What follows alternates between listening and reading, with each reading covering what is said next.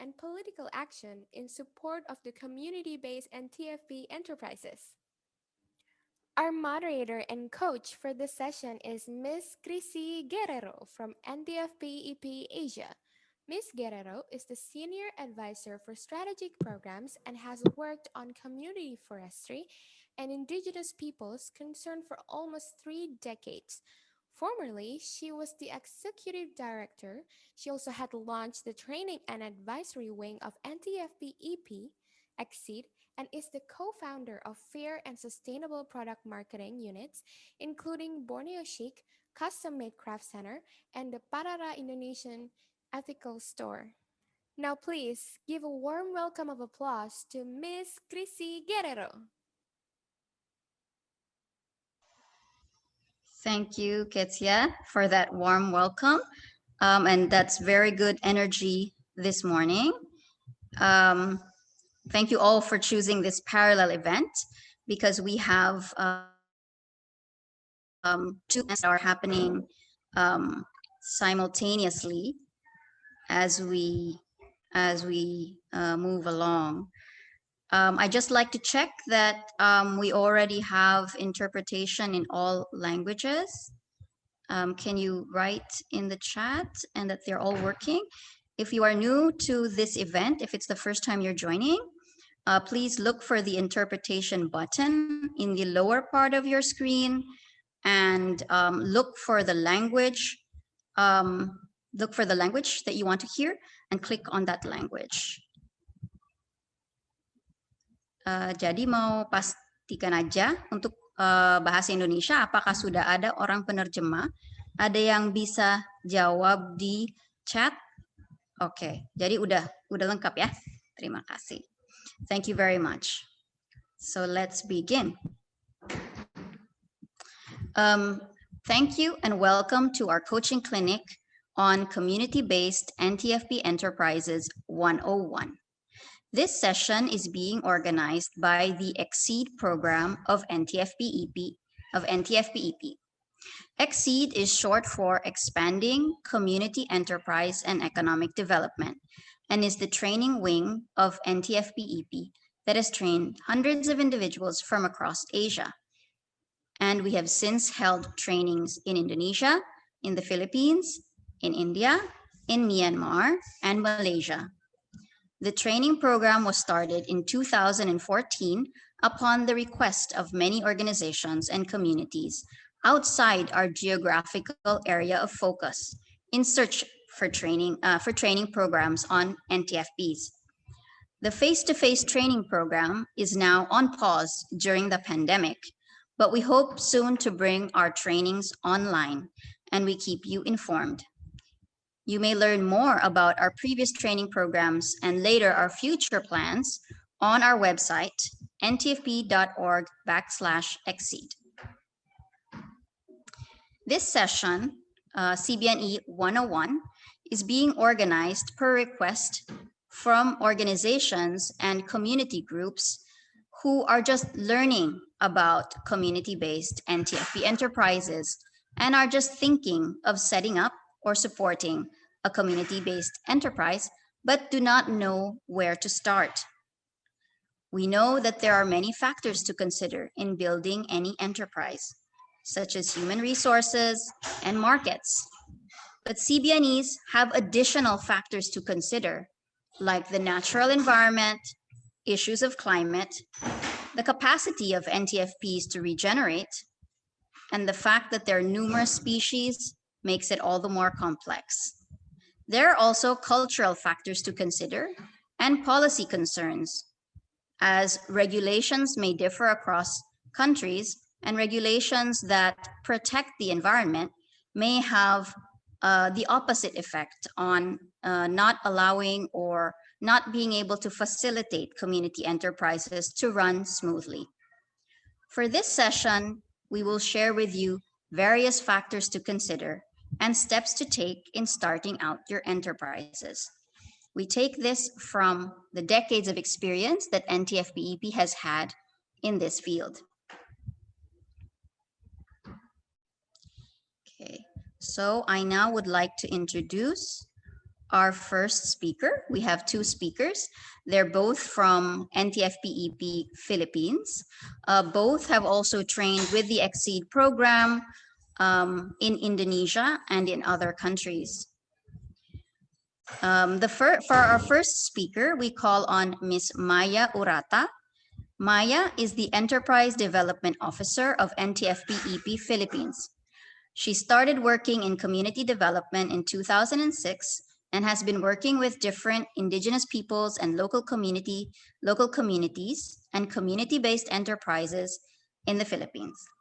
With technical expertise on product development and management, she is one of the trainers of Exceed, the NTFP-EP Academy. She is currently working on textiles with CBEs and coordinating cultural communities in safeguarding heritage in the Visayas. She will be speaking on topics of resource availability and sustainability and product viability. Maya joins us now from the island of Aklan. She was there on a work assignment and has been locked down there since March of last year. So at 16 months, she's doing her best on the island, and we're happy to have her as a trainer today. So we invite you, Maya. The floor is yours. We are looking forward for what you have to share today. Yes, hello, good morning to everyone. And I'm very grateful to be one of the speakers, invited speakers for the topic for today, the community-based NTFP Enterprises 101. Next slide, please. So I'll just continue with my presentation. Okay. Can we go to the next slide? Okay, thank you. So before we get into the main topic, so let me just differentiate the definitions of between the livelihood and the enterprise, the community-based NTFP enterprises, or what we call the CBE or the CBNEs. So when we say livelihood, this comprises the capabilities, the assets, and activities required for means of living. This may be for family consumption or can be a source of income. Example, farming. So farming is a livelihood. So the food farmed or harvested can be consumed for living. But you can also sell your harvest to gain income and to buy other needs also for living. And while community-based NTFP enterprise or the CBNE, it is also a livelihood developed, but intended for gaining income to augment household needs for the community. So this is more formal and is managed not by an individual or just a family, but a group of individuals with a common goal.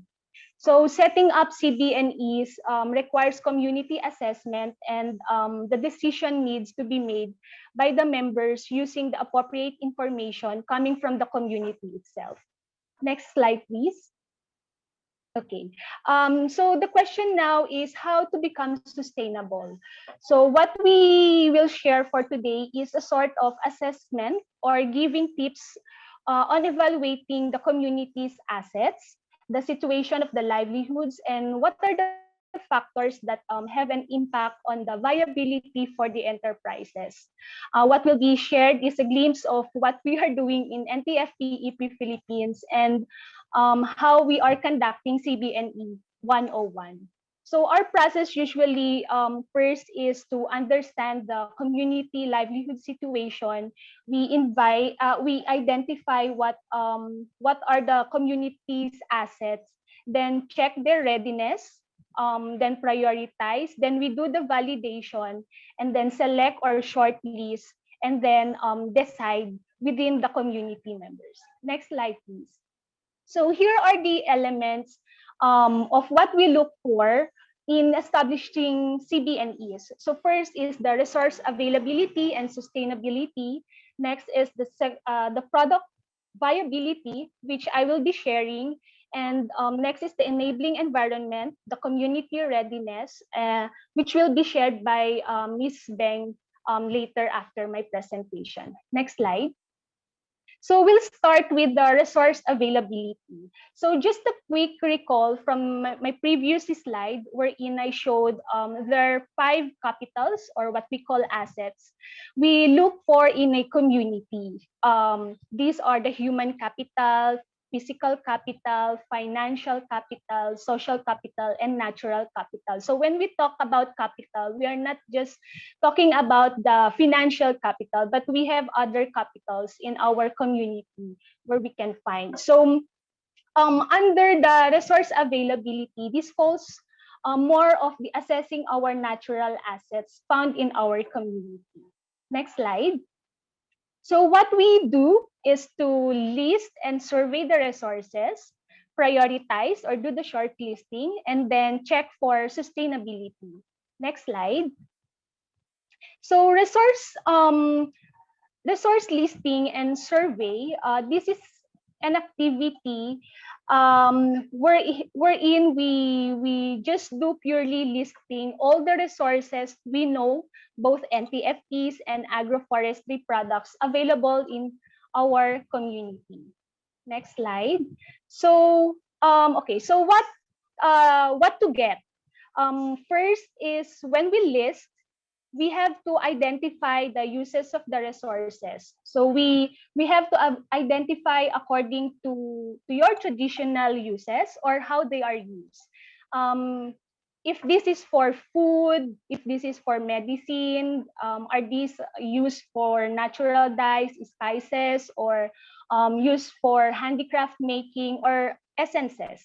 And you have to be specific in identifying which part of a plant you which part of the plant you eat for food, for example, or which part do you use for medicine, for dyes or spices. So if this is a fruit, then you have to list it down as a fruit, or when you use it, the roots or the stem or the leaves or etc. So next is the harvest prioritization. So these are the criteria where you can consider how to shortlist the resources listed. So you can check the abundance of the identified resources. This refers to the density or population of the resources. If this is a fruit plant, for example, wild guava, how many baskets of fruits can you harvest, or the yield of matured guava in a season of time. Same with the barks of trees used for natural dyeing. So how many kilograms of tree barks can you harvest considering a sustainable harvesting? So meaning you will not get all the bark if we say sustainable harvesting. So the quantity is also important as well as the seasonality. So in the short listing also, you can check the distance of these identified resources. Are they accessible when harvested? Or how difficult are they to harvest? Example, rattan poles. How many hours of walk it requires to reach you to the harvest area? Are there rivers to cross? Or do we need horses to carry with you the harvested materials? Another example is honey harvest.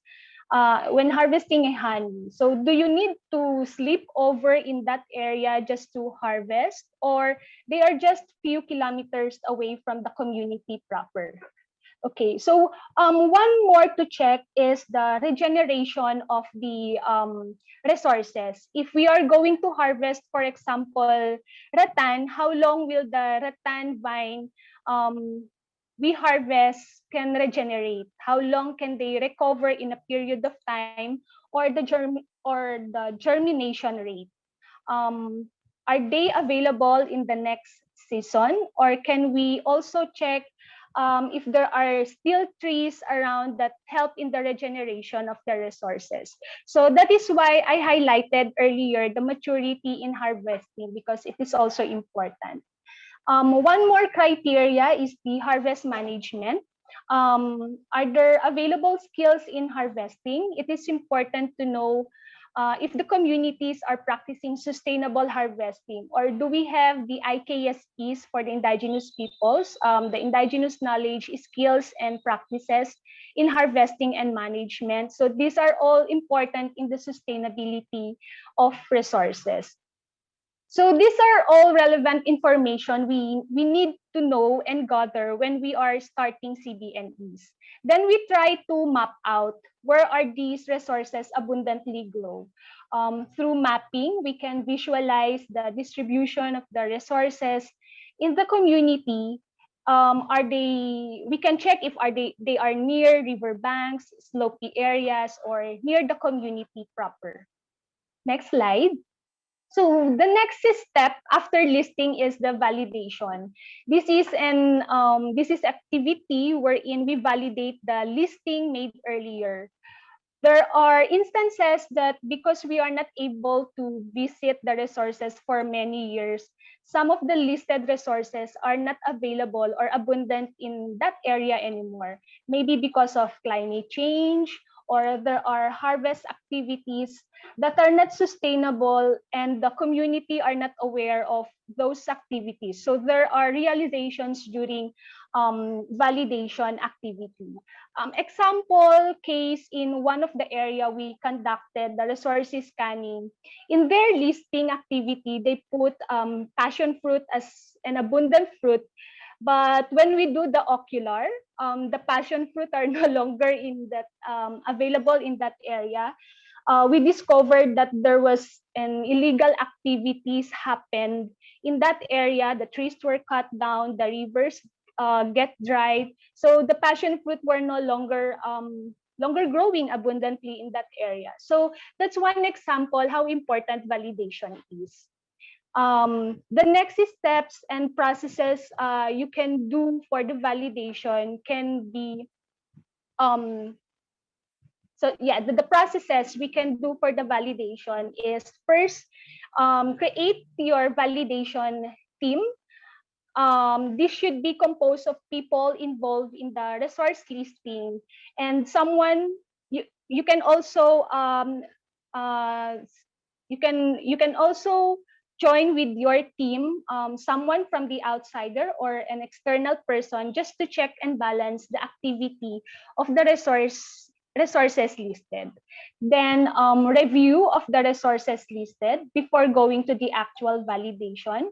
Using the resource map you made, plan your route to to maximize the validation or prioritize those resources you think are potential for an enterprise. Then do the forest walk or the ocular citation. So bring with you your camera, the pens, and papers for additional noting. And aside from checking the resources, it is also good to know, or it is also good if you can show or ask someone to show, to demonstrate how are these resources are being harvested, if possible, and culturally allowed, so that we can check if the community needs a capacity development as to sustainable harvesting. Then, after all those, discuss the findings. Are the listed still available and are still abundant? Or is there a change of harvest patterns? So it is also good to note if there are changes in season of patterns 2 to 3 years ago during validation. Next slide. Thank you. So I just want to add criteria and indicators when you can say the resources are in sustainable management. So when we say sustainability, first there is a sustainable harvest inspired by the indigenous knowledge systems and practices, the IKSPs in the community. Identify what are the best practices. Are these practices also transferred with the new generation? And next is the resource condition, if it is healthy. Are the resources still abundant? Are they coping with the climate change? Does it regenerate naturally with the naturally or with human intervention, like do we need planting more trees just to cope with the healthy condition of the resources. And then next is the zonation. This is where we identify the harvesting area or the production area. So we have to make limitations. Where are the off limits? And then the conditions of the environment, sustainable management. So that are example is does the climate change affect the harvesting, like for honeybees? Is there a decrease of harvested honey because of their foraging area is affected by the climate condition?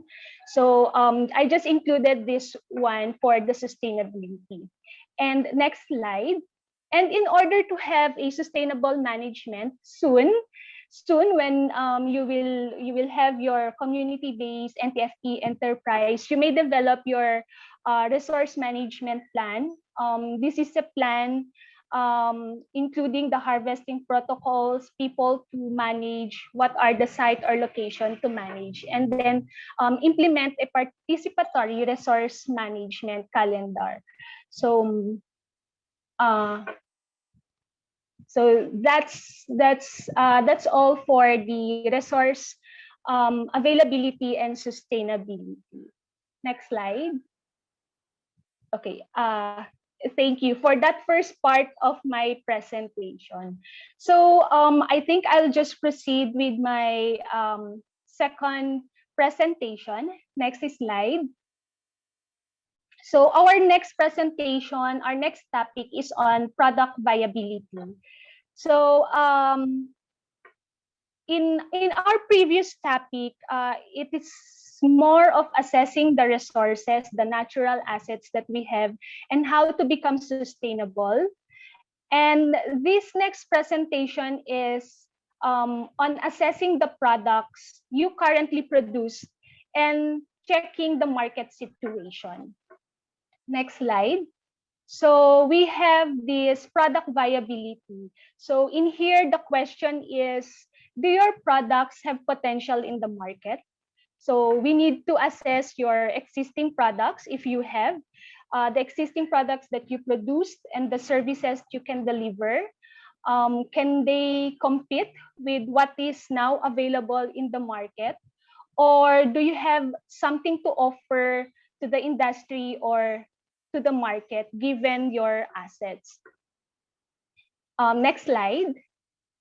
So what do we need to do? So here is what we call the product scanning and the market scanning. So this is an activity to determine the products being made using the resources identified during the resource listing.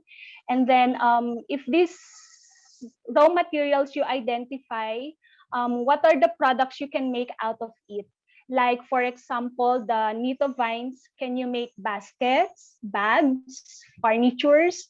Other designs can you make? So then you can check the situation of the market. Do you have an idea where to sell these baskets and bags and how much? So next slide. So in this next slide, this is about how to conduct the product scanning. So a while ago, I shared how to conduct the resource validation. And for here, I'll try to share how to conduct the product scanning. So of course, you need to visit the community and make interview and observation. Or if you are a community member, make also interviews, which can lead to answer the questions, the other questions. But of course, before doing the interview, even if you are a member of the community, always ask for the permission and tell your objectives. Then next is to validate if the raw materials um, that are listed are in the list. So, for example, the resources is not in the list, then you can just take note of that and do the further validation. The next is to find out the skills and knowledge. If you can find someone who can do also a demonstration, it is good. Maybe you can request for a demo if it's possible, and check also if there are someone who is available or who has the ability to teach the skill, because there's a difference between you can do the craft and teaching the skills and knowledge. So if we can find those, then record all the information gathered, then have a summary of the skills where the community good at, and the interesting skills and knowledge they want to explore also. Next slide. So what more do we need to know?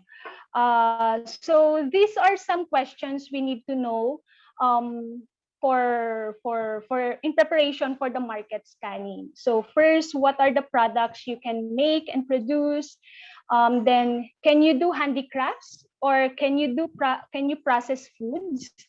Remember from the resource listing we made, there are categories like food, natural dyes, essences, and these raw materials process and can be made into something else or more useful products. So the next to know is who are the producers, or who have the skills in food processing, who have the skills in um, making handicrafts, or who have the skills in natural dye application. So just list those information. Then include also what are the age bracket, who are those who can make the products. Is the production is just for men, or this can also be produced or can be an activity for women. And are these being also taught to the younger generations? So while asking those who are the producers, you can also ask their production capacity. This is important, of course, in marketing. So how many can they make per day, or are they doing this one monthly or just an annual, or are the products seasonally produced?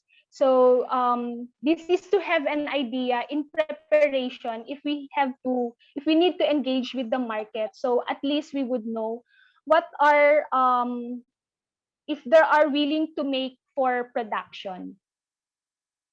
And then next is aside from the quantity, we also need to check the quality. Can they make other designs, for example, for the handicrafts, or can they enhance their products? Do they have tools and equipments for development available in the community? So then next is the price. Are they now selling the produced products, or they are just making their products for personal usage or consumption? If they sell it, so let's ask how much, where do they sell, and how do they sell? Are there traders, or they just bring this to the local market and sell during the market days? Then it is also good to know if the skills are introduced or culturally or traditionally produced. Where did they learn these processes? So are there also technologies required for the production, or are they willing to introduce technologies if you will develop or enhance the products you are planning to be um, to be on your CBNE. So are there also cultural masters? If none, are they willing to revive, or the community is willing to revive a specific skill? But of course, that's a different story, but it is also good to know all this information. So these are just a few questions we need to at least know from the community level. Then after that, doing the assessment from the community, it is time to check the situation of the market. Next slide.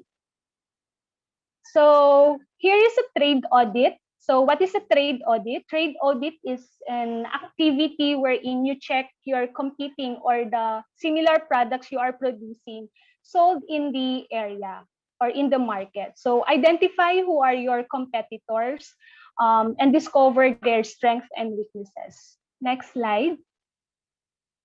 So where can you see them and get the information or data? Actually, anywhere. Try to roam around your area, check where people go, because people are indicators. A place where many people go, you can discover of many things. So I just listed here supermarket or groceries, malls, small shops, boutiques, souvenir shops, even social media. In this time, you can just search the item and then they are all available in social media. In the Philippines, you can check in Lazada, Shopee, and even in Facebook. There are a lot of selling activities in social medias. So they are all the products that you need can be found there. And there is a big percentage of shifting nowadays on promotion and selling of products in social media. So social media is so powerful. Then next slide. So then what to check is the brand. Okay, the brand. So brands are very dictating. Check the brands that are familiar or appealing. And then those that are common, then start benchmarking the products with them. Check the price. Can they compete with your price? Or do you think they are expensive or cheap? Check also their packaging. Where do they distribute or where are the outlets, and observe also how they promote the products. So aside from the trade audit, you can also do the market and industry assessment. So just review the resources listed and the products produced. If you cannot produce the whole product, then be a producer or a manufacturer, or check if you can be a supplier. So these are actually checking the gaps of the market. Just a few minutes. Check also your market and check also the competitors. So who are your buyers, the users, and the consumers. So different strategies and approaches of delivering your products and services to them. So what we just need to, next slide please, the last slide I think. So know who are your competitors and where are they from. The local market, even in the international, what are their products and line of industry they belong to. Are they belong to the textile, the essences, or the handicrafts? Then after this assessment, go back to your community and discuss again with your community members about the CBNE you are planning to set up with. So then analyze all the assets you have and the situation of the market. So thank you. I think that's my last slide. Sorry for the overtime. Thank you very much, Maya. And congratulations on condensing this into 23 slides. Because as Maya knows, we conduct the training called CLAPS, Community Livelihood Appraisal and Product Scanning, called CLAPS. And this was maybe 2.5 days of the 5-day process. Or more. Or more, including a field visit and demonstration. So it's very condensed, but maybe in the open forum we can provide some more examples of what Maya was planning, what Maya was sharing. I also would like to place in the chat one of the resource materials that we use. It's a book written by Dr. Mary Stockdale called Steps to Sustainable NTFP Management, which we wrote with her in 2005. So it's a very dated book, but the principles are still valid and we still use them. As we mentioned the other day, for NTFPs, we have hundreds of thousands of species and many different product categories, and how you do sustainable forest management on each type is very different. So we invite you also to look at the resources on our website. This one is on our website, and if you're interested in receiving copies, then you can be in contact with us.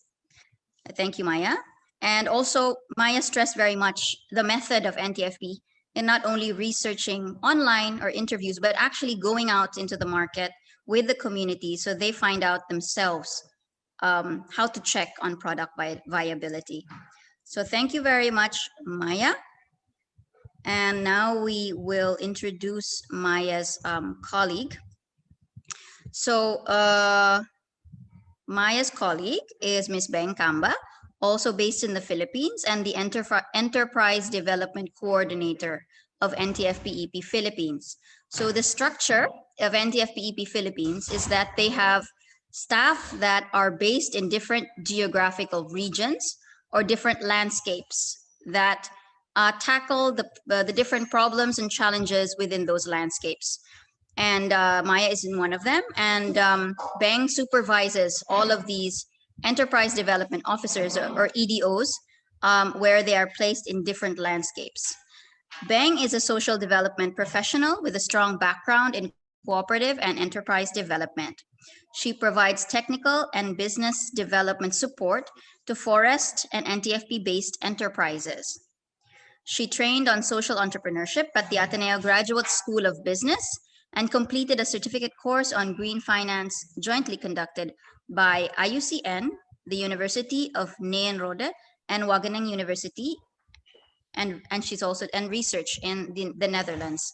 She is also a natural dye specialist. So with that, I invite Beng to also share with us the next steps in building a community-based NTFP enterprise. Hello, good morning, everyone, and welcome back to the CBNE Forest Harvest CBNE Forum. And yeah, I'm just glad to share with you. Actually, when we started working on this session, as Kriti said, it's so hard to condense everything that we're doing in about 3 or 4 months with the community in just how many? A few slides. So, okay, I will be presenting the next 2 areas that we assess before we set up a community enterprise, and which are equally important as well when we set up this business for the community. So next slide, please. So in setting up CBNEs, we need to assess if there is a conducive space or environment for the startup to grow and nurture. This part entails assessing the opportunities and challenges that may affect the type of enterprise that you plan to establish. It actually includes the 3 elements in the livelihood pentagon that Maya showed earlier: the physical assets within the community, the financial services, and the social capital. Next slide, please.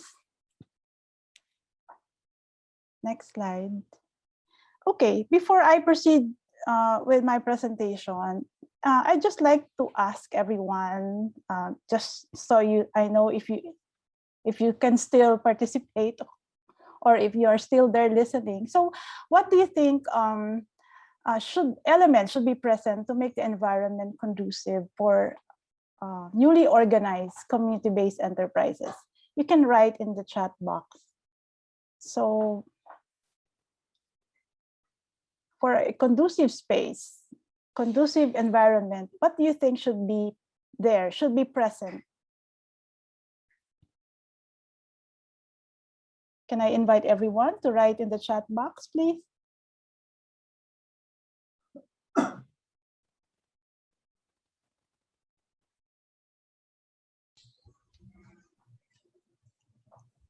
Is everyone able to answer understand the question?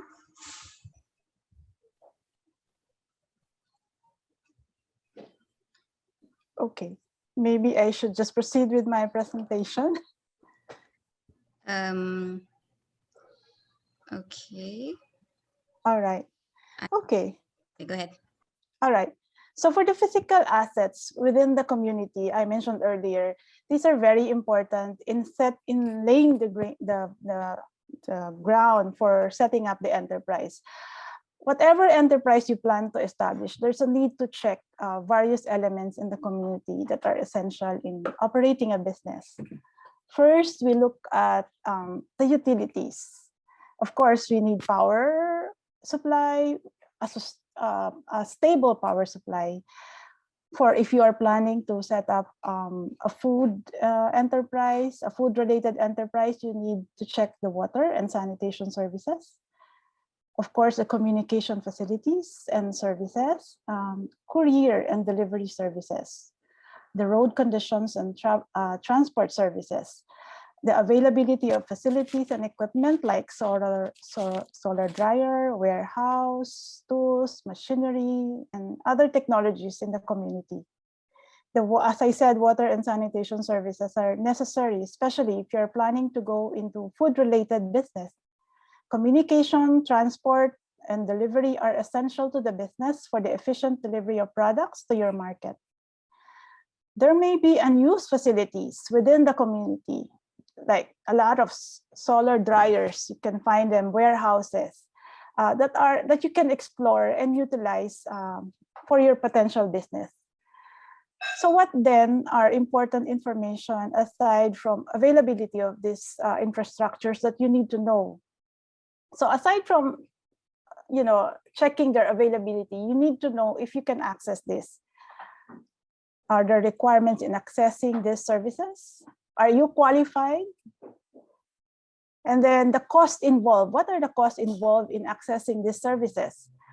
When you acquire a plan, a communication plan, how much is it? So there are several, what's good now is there are several players in the market, so you can choose which one is best.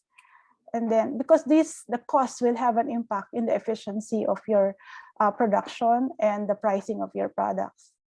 And then you check for quality and reliability of these services. There's also a need to check, if each one has to offer. So especially the communication, which is very important now. Next slide, please. Okay, so while at the start of the enterprise, you do not yet, a lot of enterprises that we organize in the communities in the Philippines, we usually say that, it's good to start with internally generated funds because their capacity may not be enough at the moment when they're in the startup stage to handle finances coming from different sources. Yeah, it may be good to look into potential sources as well later on when you already start your business and when you are already in the growth stage. What are these resources available? And then if you're ready to manage this, you also need to check your skills and your capability. If you can manage the funds that you can access. So check the availability, the types of financial services that are available. Are these loans, grants, venture capital?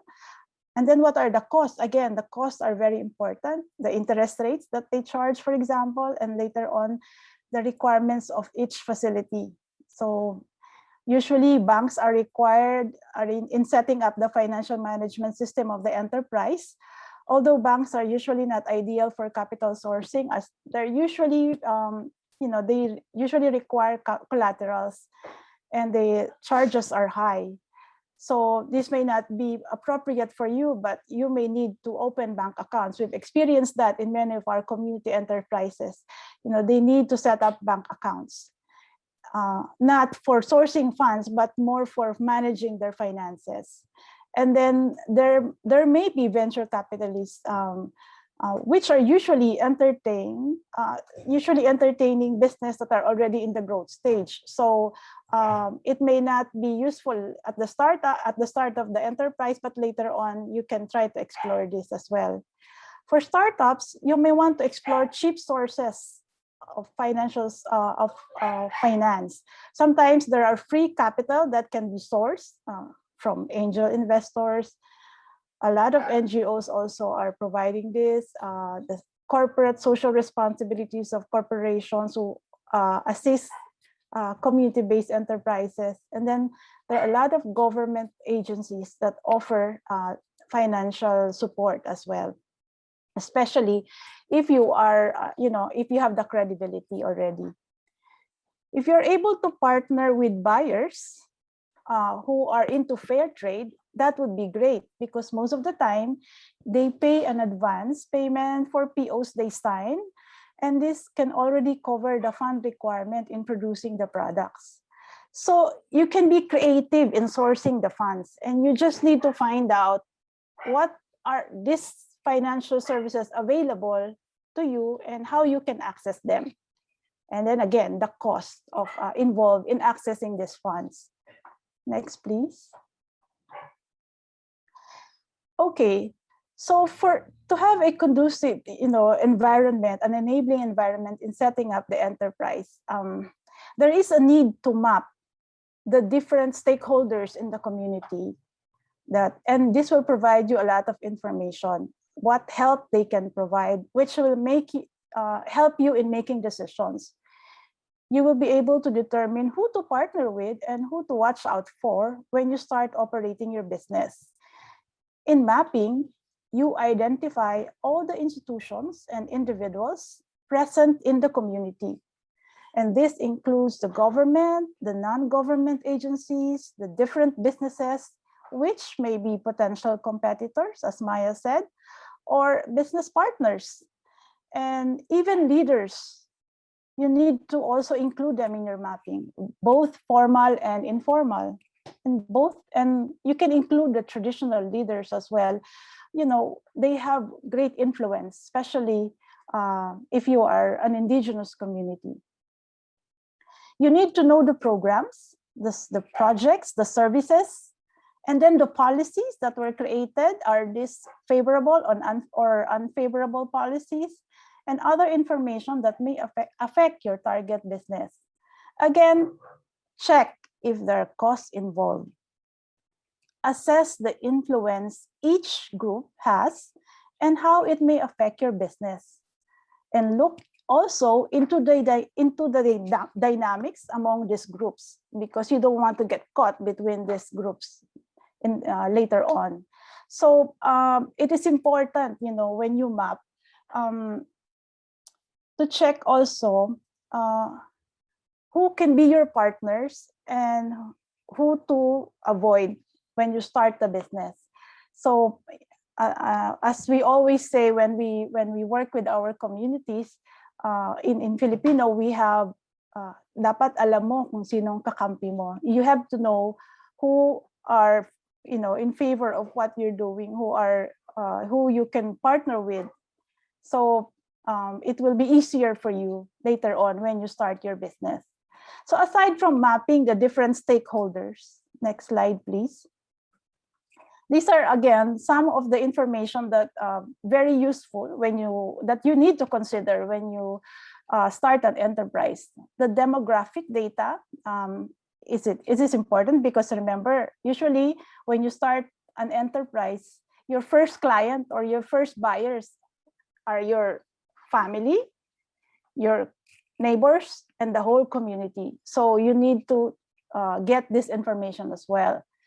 And then you need to check the climate situation and the hazards. We've learned a lot of lessons in this aspect. So before, at the time when hazards and risk assessment is not yet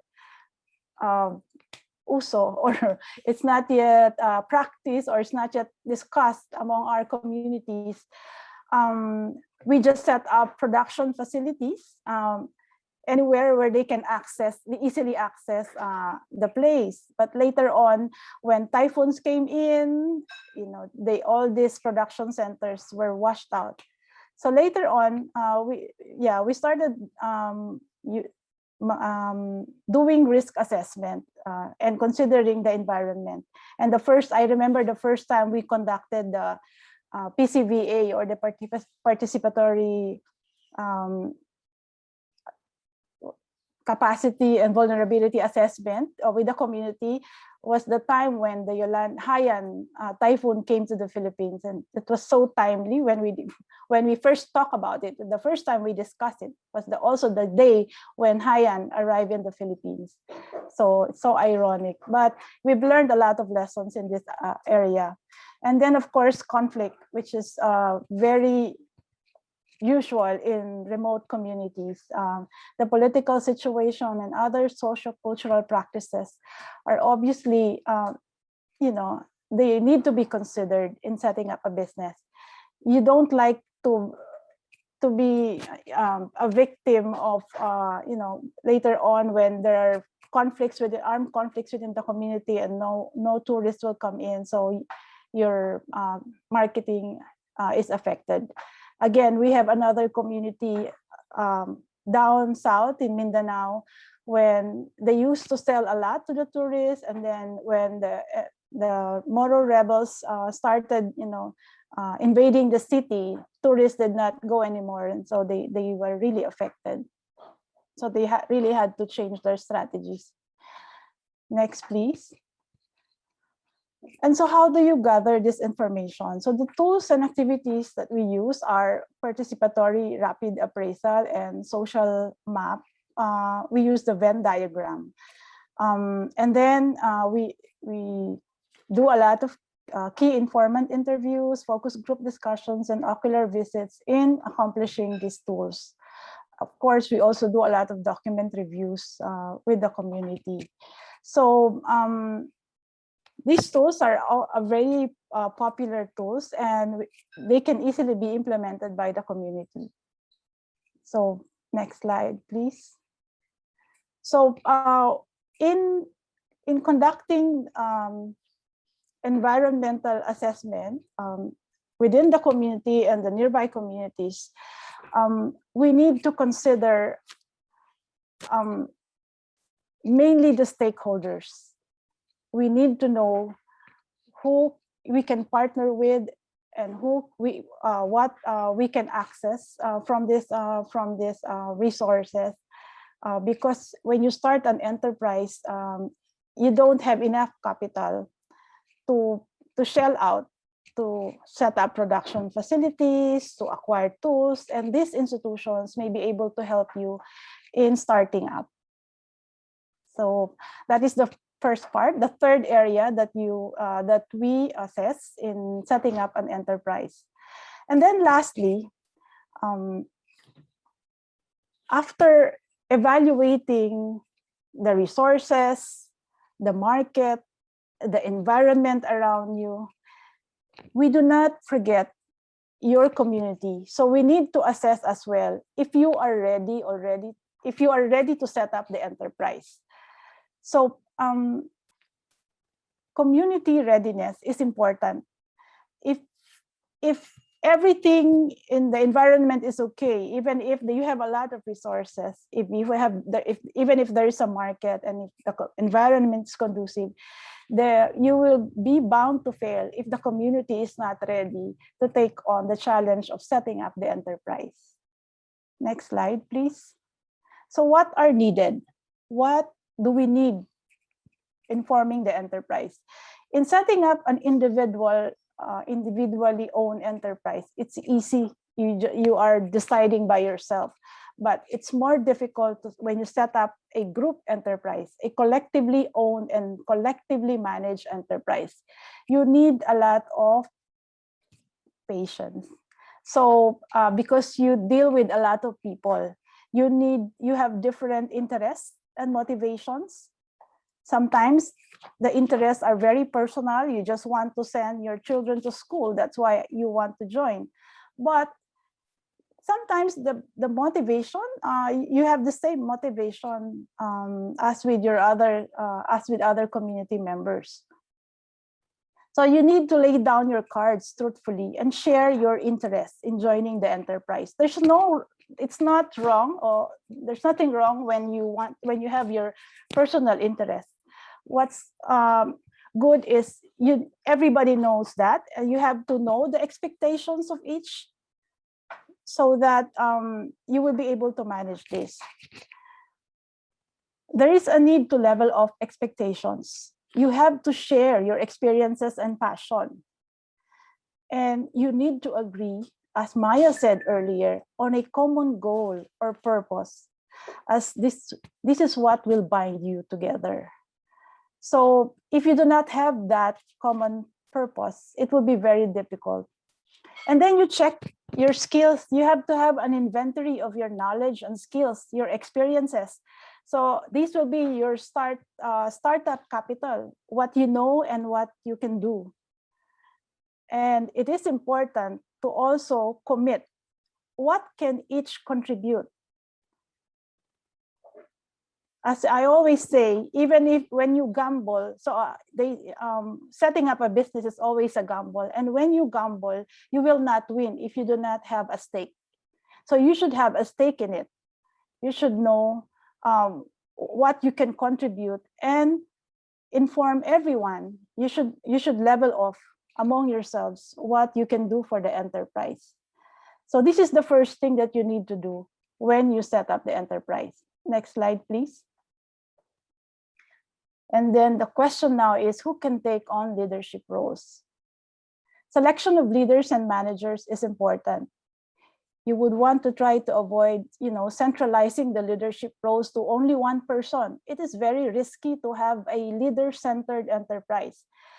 Again, we've learned our lessons. We have a lot of experiences in this area. So maybe I can share them later after I finish the presentation. But the qualities and the roles of the leader can be found in several people. It's not always necessary that you find all these qualities in one person. We always say, based on our experience, the leader should have, when you lead, you have to have the mind frame, the gut frame, and the heart frame in setting up the enterprise.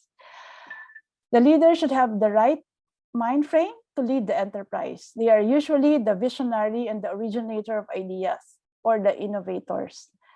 The leader should also have gut frame, or these are those who convert ideas into concrete plans and actions. And these are the implementers.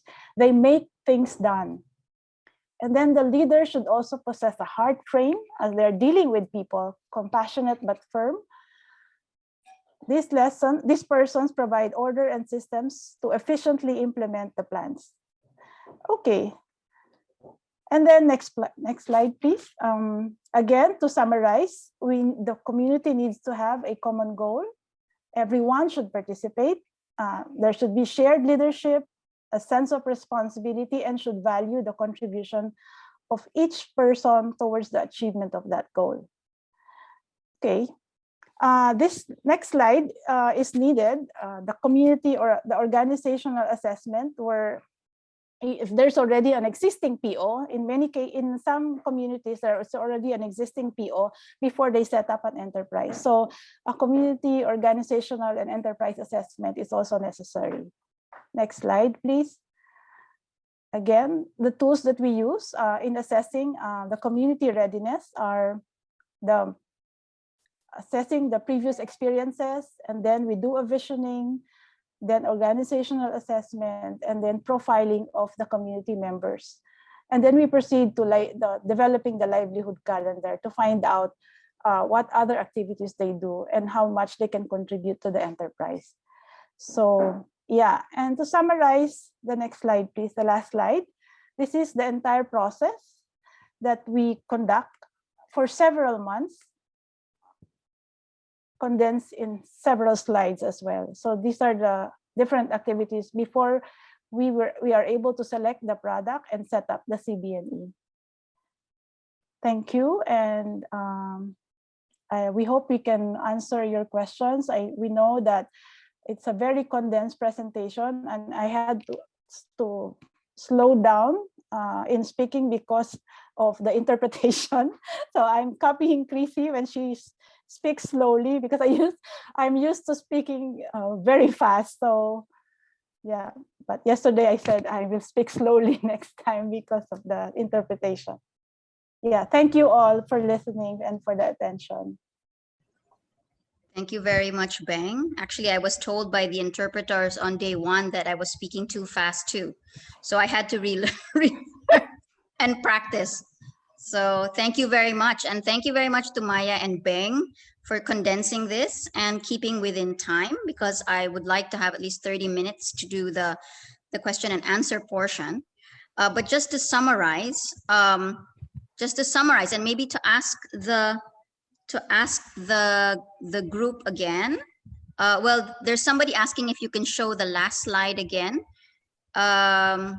Gary behind the host, is it possible to show the last slide again? Yes.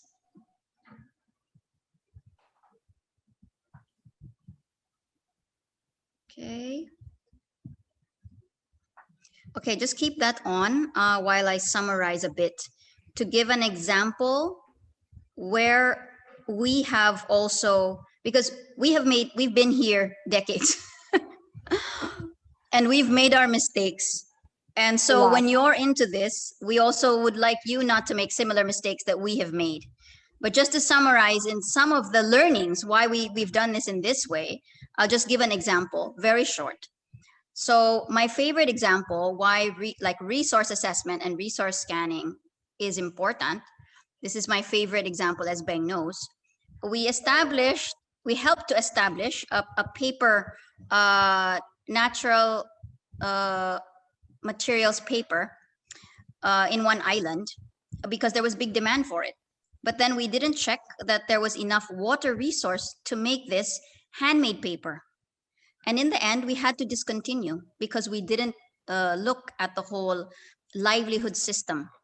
Okay, so that's one example. For product viability, as Maya is saying, we need to look at different aspects. And this isn't only done at one time because the market is changing.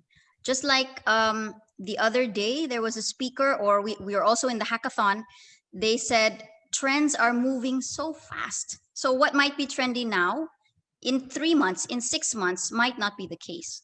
One example, when we started this, we were making journals. So we were using textiles to cover the journals. Everybody had a little diary. And now everybody's writing in this, my cell phone. So we need to adapt to the needs of the market. Because now many people aren't writing things down. Many people are putting things in their phones. So how do you adapt to the changing market? For enabling environment, our experience as well is we've been developing business, but sometimes we don't get the permit from the government for the business to actually run. And we've had that experience where communities are waiting years. That's why we also have a conducive environment session. And readiness, also we have experience. We have some very dynamic leaders, but they're leaders in terms of sharing the vision of the community, the will of the community, but not necessarily enterprise leaders. So that is what we communicate as well. And that's why it's very important to consider these 4 factors when you finally select your CBNE. And as they said, I said 5 days of just initial training, and 3 months, 3 to 6 months where they do the market research and the validation to make sure all is in place and will run well. Okay, let's start some questions. We have one from Dr. Nguyen, who wrote in the chat, how are communities or farmers, how can they participate to identify NTFP volumes and yields and NTFP mapping?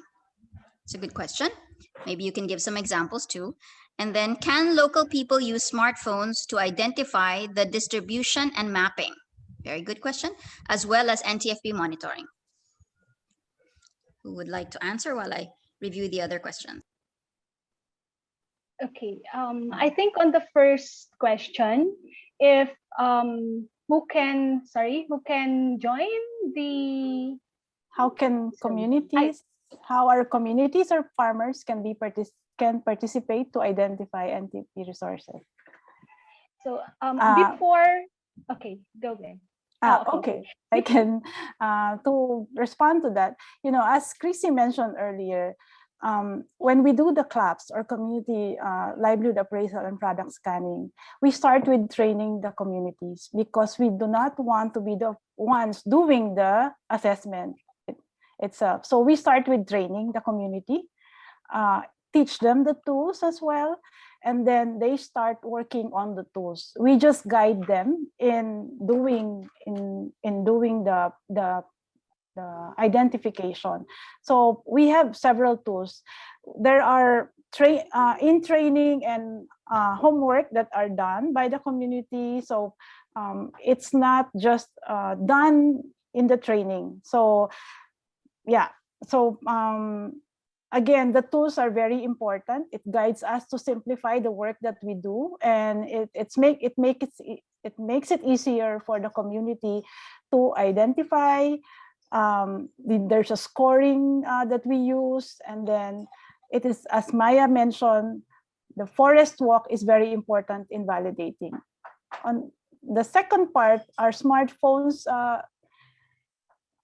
useful in identifying NTFP distribution? Yes, of course. We are now training our youth. Before, we do it manually. There are no phones, there are no GPS. We go to the forest and then really check using our notebook and ball pen. But now it's more complex, and it is now the youth that we're training in using GPS. We mark the trees, we mark the areas, and then we also teach them how to use a smartphone to also identify the areas where they can find this. And Maya has more experiences in this because she's the one really in the field. I am no longer going up to the mountains when they were using the cell phones already. So it's now the youth. Maya is the one leading the resource assessment.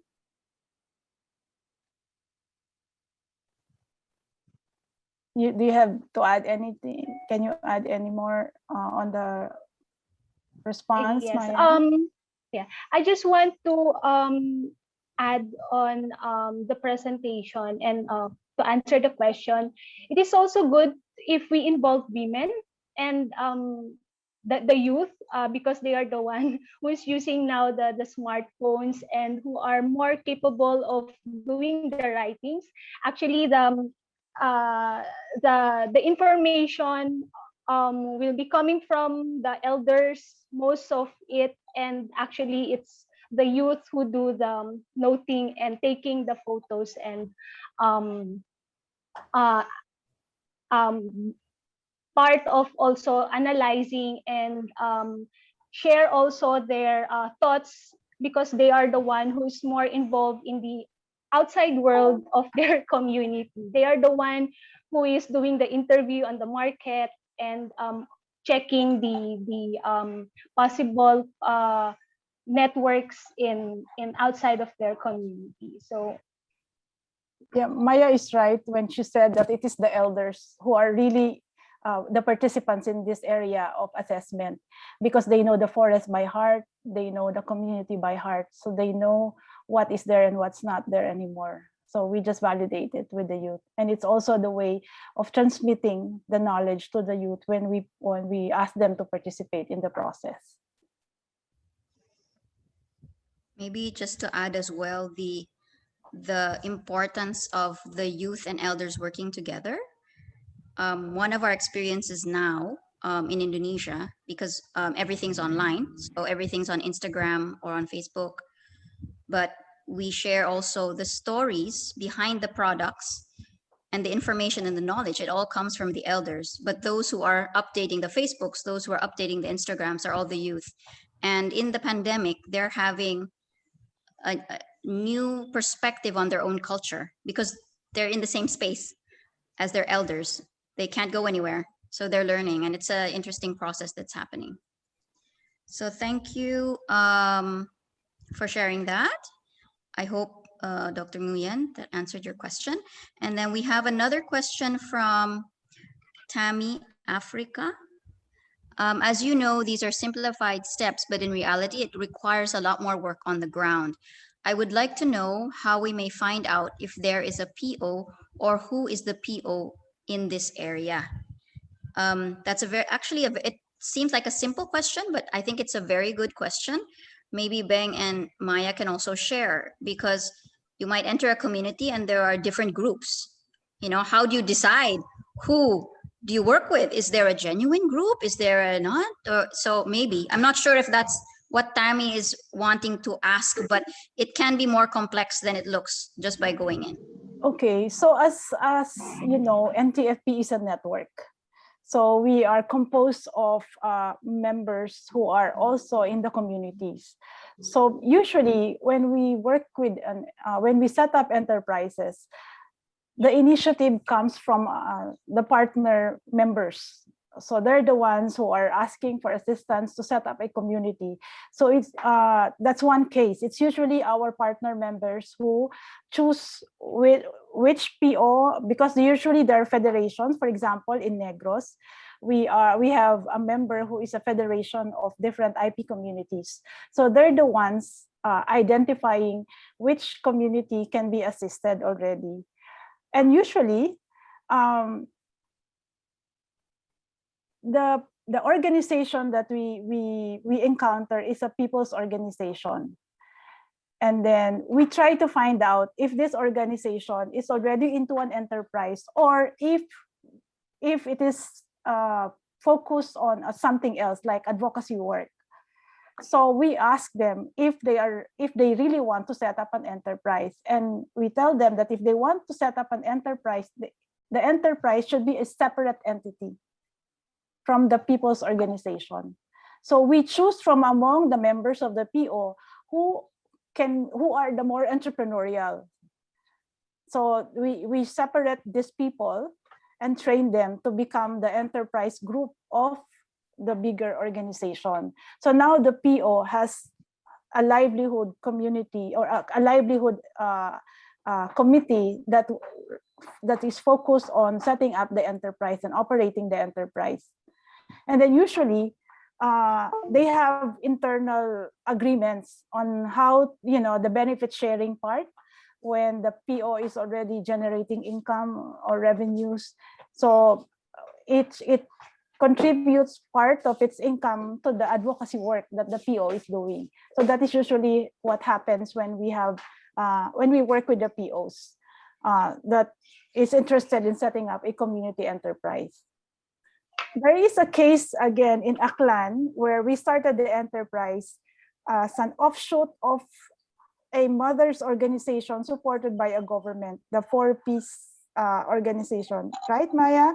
So yes. Maya started with this group of mothers who are not yet organized as an enterprise. They are just receiving, support from the government, monthly support.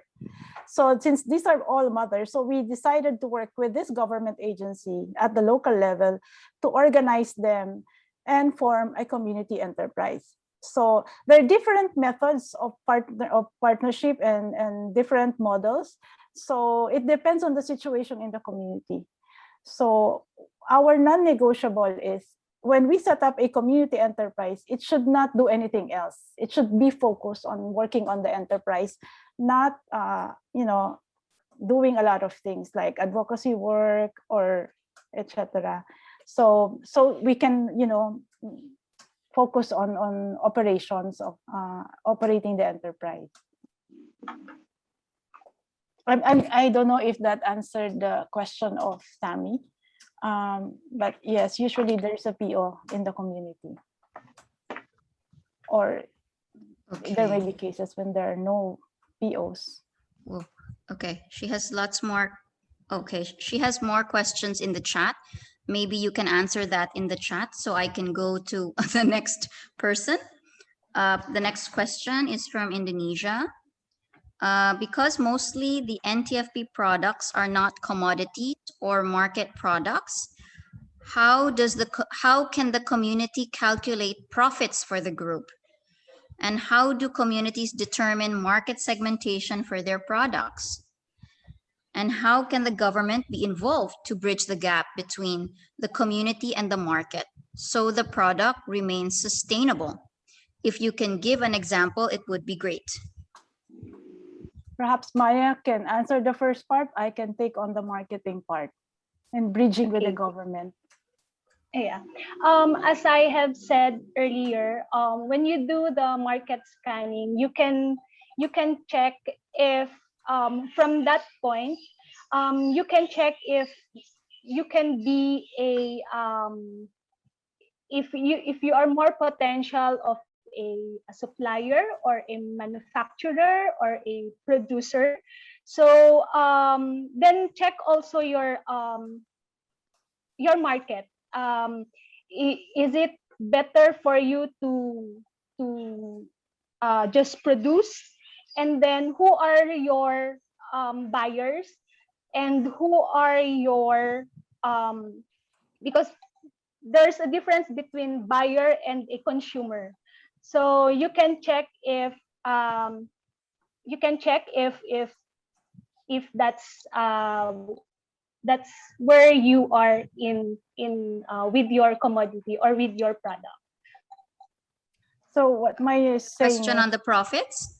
yeah, on the profits is, when you start developing your products, you have to calculate your costs. You have to know how much you spend in producing the product. And then we also teach the community what are the different costs. So this is already a lecture on calculating costs and pricing. So when you do the pricing, Maya actually has a ladder. You have to know your costs first, and then your operating costs. Meaning, do you pay people in the community in the community enterprise, and then you also have utilities, rent, etc. So you need to integrate all these costs, consider all these costs before you even go to pricing. So when you do price, you have to decide how much margin you can, you have to know your pricing objectives.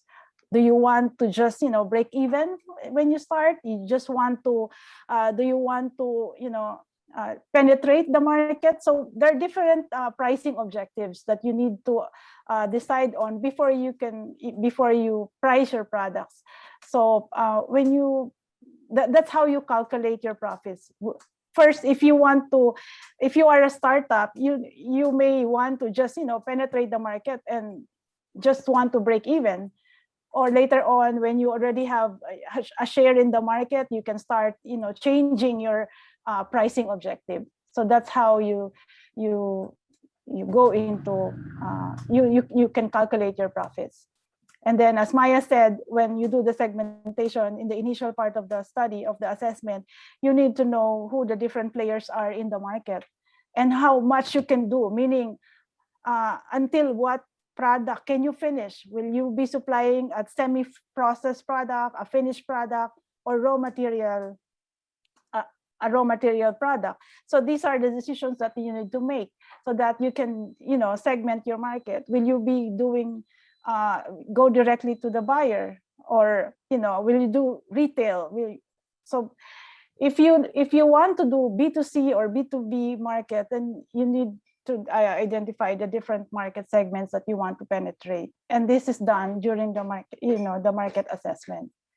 But you have to know first what you can do and your capacity in producing the products for you to be able to know who to sell to. With regards to government,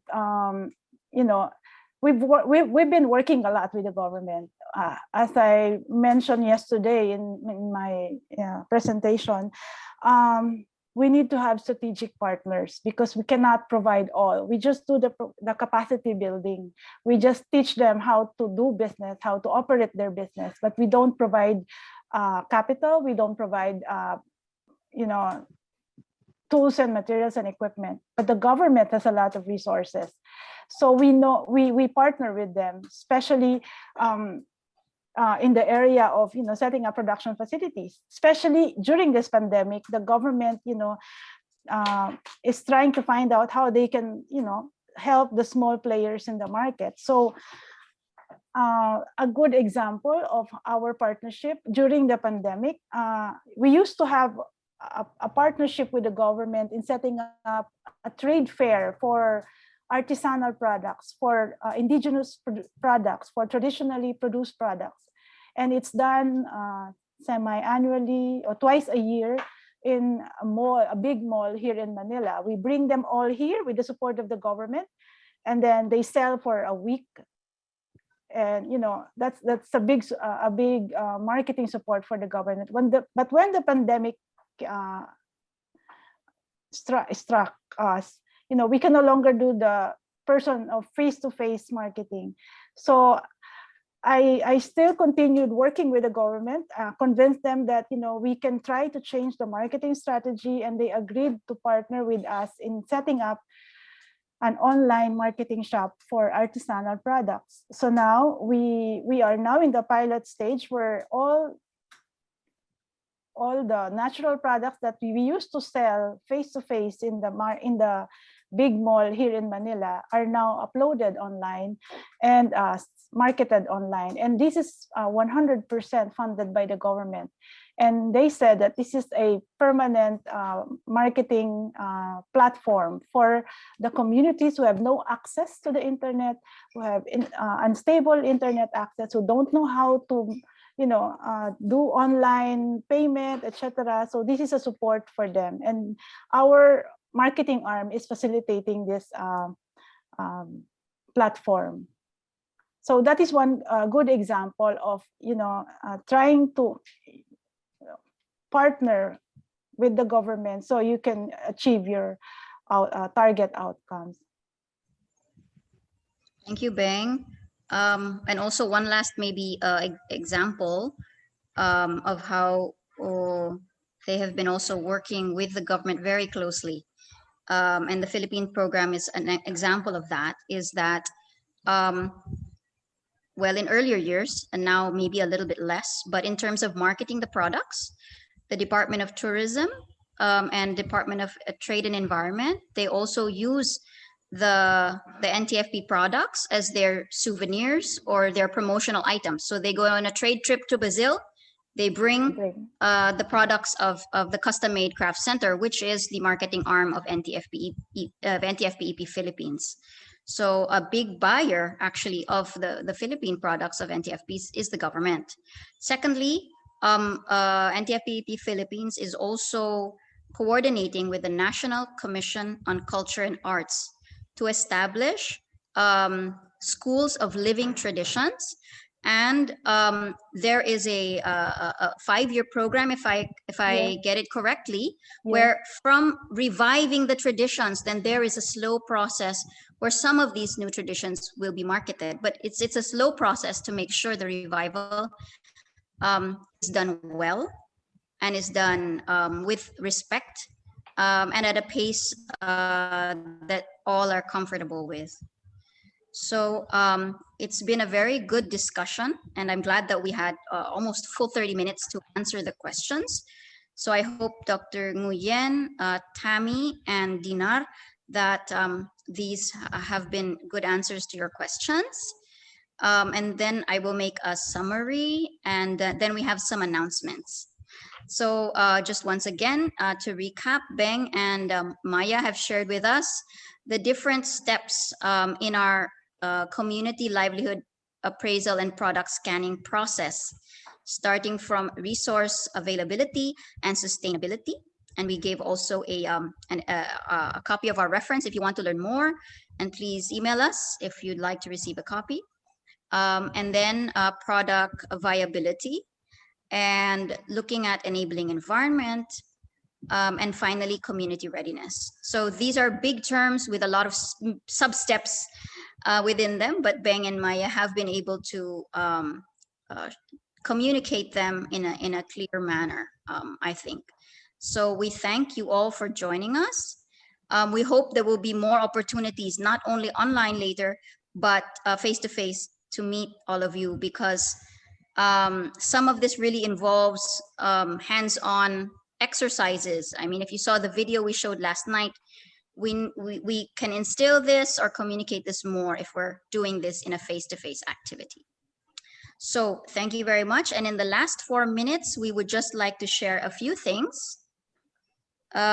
First, we would like to share a poll with you because we want to make sure that everybody is being able to follow, understand, and that our sessions are useful. So if you could kindly take a minute just to answer the 5-point poll. It's all multiple choice. So and please do hang on after you've finished the poll. Please hang on because we will have a group photo, and after the group photo we have some announcements. So we'll just give you a minute to answer the poll, and please hang on for the group photo. So we should place ourselves in gallery mode for this photo. Okay, and I invite the host now, if everyone could turn on your videos so that we can have a photo together. We're now almost 70 in the room, which is a good number considering we have 2 sessions parallel.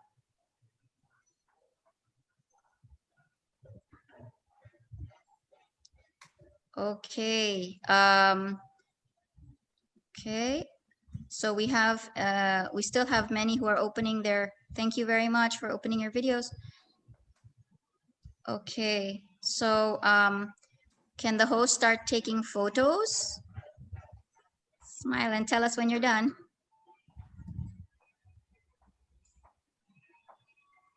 Okay. Is it okay? Are we done? Okay. Thank you very much.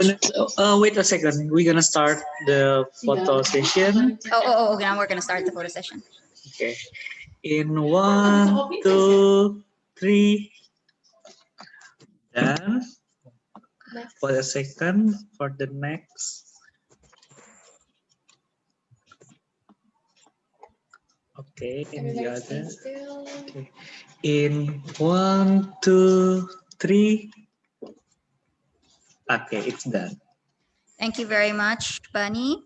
So before you go, we'd like to make some announcements. One is that the link, since this is a parallel session, it's a different link for all the rest of the sessions. So will you be putting in the, yes, so you can see in the chat, the link for the session, the sessions this afternoon, and actually starting at 12:10, right? We have already the marketplace feature, right? In the other link, right? Right. Anyway, so please, after this, please go to that link for the succeeding sessions, which start at 12:10. We have a marketplace feature, and then at 1 o'clock, the next sessions. So did you want to show, we just have a final technical announcements to show, and some information about the next sessions. Can we have that, please?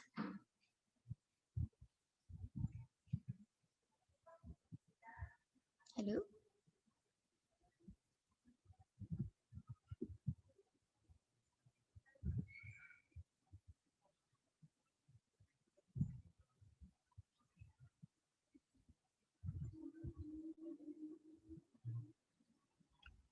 So we have the marketplace feature at 12:10 in the other link, featuring Philippines and Indonesia. And this afternoon will be Cambodia at 4:35.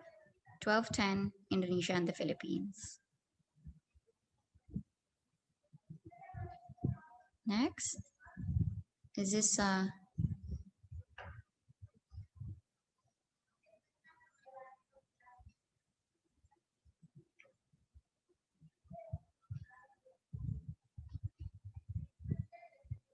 and tomorrow we have marketplace features for later we have Nepal at 4:30. Sorry, I was mistaken.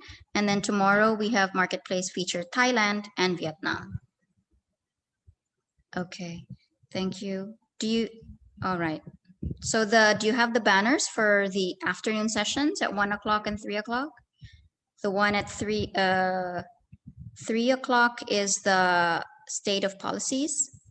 Okay, I'll just make the announcement. So at 1 o'clock,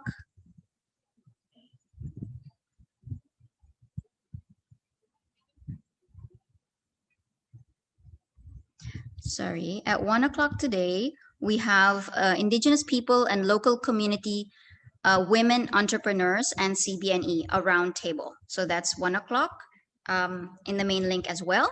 At 3 o'clock, we have state of the policies and programs that support community-based NTFP enterprises.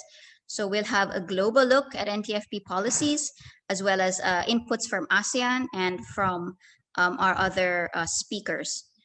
And then we have the marketplace feature in Nepal. And the final one at 5 o'clock Manila time is scaling and securing CBNE's stakeholders and strategies roundtable. So in that one, we have representatives from the consumer sector and representatives from the finance and tech and industry sectors. So we thank you very much. Please do proceed to the other link. We will be starting there in about 8 minutes. Thank you very much to Maya and Beng again. Thank you all for participating. And we see you in the other room, the other link in a few minutes. Thank you very much all. Hope it was a good session for you.